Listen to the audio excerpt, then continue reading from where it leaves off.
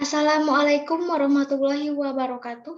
Perkenalkan, saya Nur Anissa dengan nomor BP 2011131021 dari kelas Manajemen Mutu B. Kali ini saya akan mempresentasikan tentang sertifikasi internasional ISO 9000 atau ISO 9001.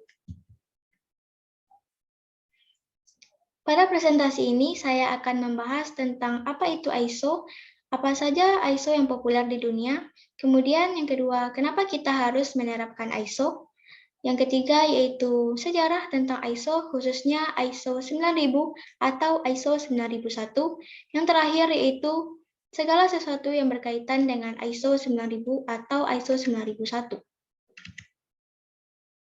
Kita masuk pada pembahasan yang pertama, yaitu tentang pengertian ISO. ISO sendiri merupakan singkatan dari International Organization for Standardization. ISO berasal dari bahasa Yunani, isos, yang berarti equal atau dalam bahasa Indonesia berarti sama. ISO merupakan salah satu badan pengatur standar internasional yang terdiri dari perwakilan standarisasi nasional masing-masing negara untuk mengukur kualitas internasional. ISO sendiri didirikan pada tahun 1947 berdasarkan inisiatif dari PBB. Saat ini pusat ISO ada di Geneva, Switzerland. Kemudian ada ISO yang populer di dunia, yaitu terdapat 5 ISO yang populer. Yang pertama yaitu ISO 9001, yaitu standar bertaraf internasional di bidang sistem manajemen mutu. Kedua yaitu ISO 14000, yaitu standar bertaraf internasional di bidang sistem manajemen lingkungan. Yang ketiga ada ISO 20000, standar bertaraf internasional di bidang sistem manajemen pelayanan IT. Yang keempat ada ISO 22000, yaitu standar bertaraf internasional di bidang rantai manajemen pangan atau HACCP.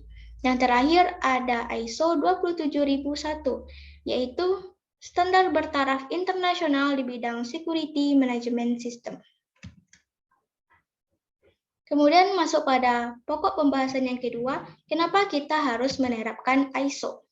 Alasannya yaitu karena mesin, sistem, dan peralatan bisa bekerja dengan baik dan aman jika standarnya disamakan atau standar mesin tersebut sudah sesuai. Yang kedua yaitu setiap pabrik maupun pelayanan jasa akan lebih efisien dan aman. Yang ketiga yaitu untuk melindungi konsumen.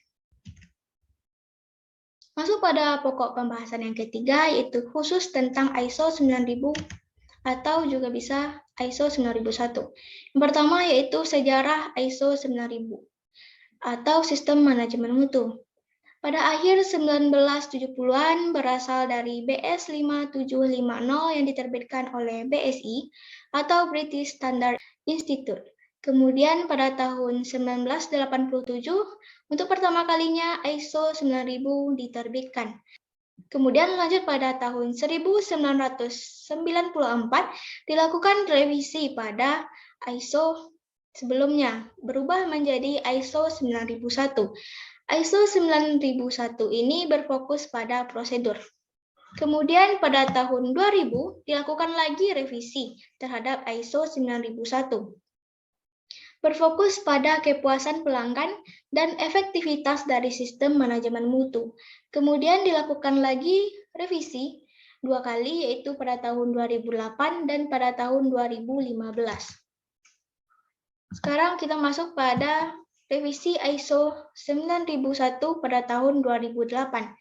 Penerapan ISO 9001 bila suatu organisasi atau perusahaan perlu memperagakan kemampuan secara konsisten, menyediakan produk yang memenuhi kebutuhan pelanggan, dan mematuhi peraturan perundang-undangan yang berlaku, yaitu bertujuan meningkatkan kepuasan pelanggan melalui aplikasi sistem yang efektif.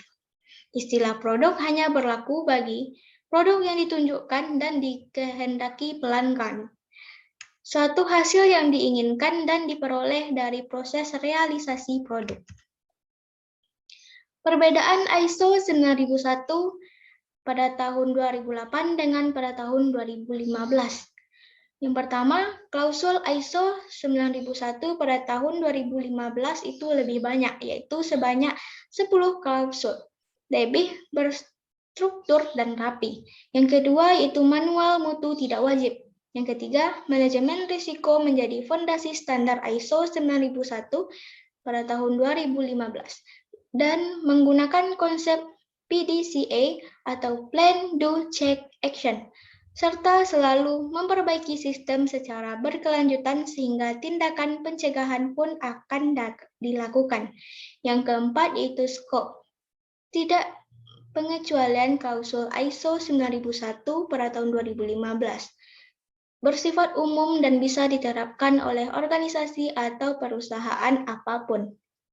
Yang kelima yaitu leadership. Tidak mewajibkan adanya manajemen representatif. Yang keenam yaitu istilah produk dan jasa dibedakan. Yang terakhir yaitu manfaat ISO 9000. Yang pertama, diperolehnya akses yang lebih besar untuk memasuki pasar luar negeri.